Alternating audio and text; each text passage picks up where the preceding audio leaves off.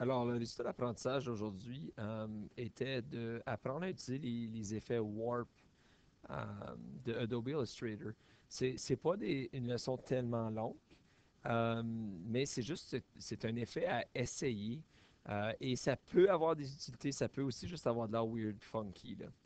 Donc, pour commencer, on va regarder ici, on a juste vraiment trois rectangles, un vert, un rose, un orange, qui ont un peu de gradient dedans. Et ce qu'on va faire, c'est qu'on va les grouper et on va aller voir dans les effets. Là, vous allez voir dans les effets, il y a Warp. So, moi, je commence avec Arc. Puis, boum, d'être là, vous voyez que ça donne automatiquement un arc-en-ciel. Donc, vous voyez la forme que ça donne. Tu peux aller vertical aussi, sur quelque chose comme un éventail.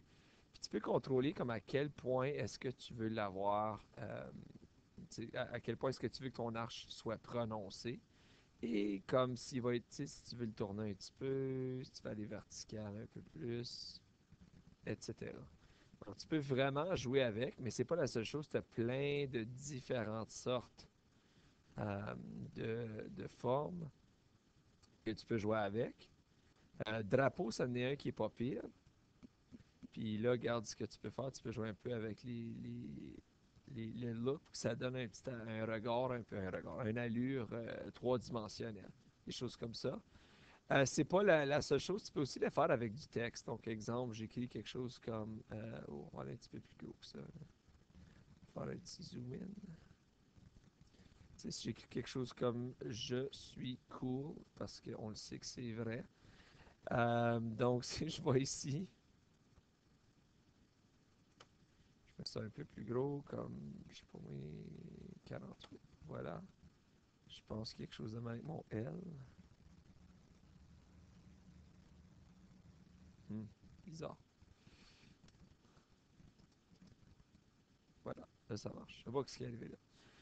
Ok, so je vais le mettre une couleur comme, disons, bleu.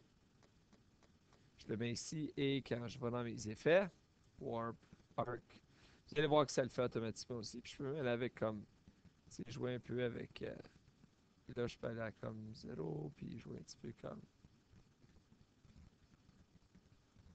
quoi que ce soit. Il y a même l'effet twist qui fait pas très belle parure, mais squeeze ou inflate si vous voulez. Donc, ça me fait beaucoup penser à Word Perfect puis Word que vous êtes vraiment trop jeune pour connaître ça. Mais il y avait ce qu'il appelait du clip art. Puis c'était un peu ça les effets qu'il y avait avec le texte. Donc, ce que je vais vous faire, ceci clôture vraiment l'utilisation de l'outil, c'est que le drapeau original, donc on avait d'être au début, je veux que vous faites six différents warp et que vous ajoutez six différents textes avec chacun des autres qui ont leur propre warp. Donc, en tout, tu fais 12 différentes façons de warper, mais fais certain que ce soit lisible. Alors, ceci met fin à la leçon. Si vous avez des questions, n'hésitez pas à communiquer avec moi.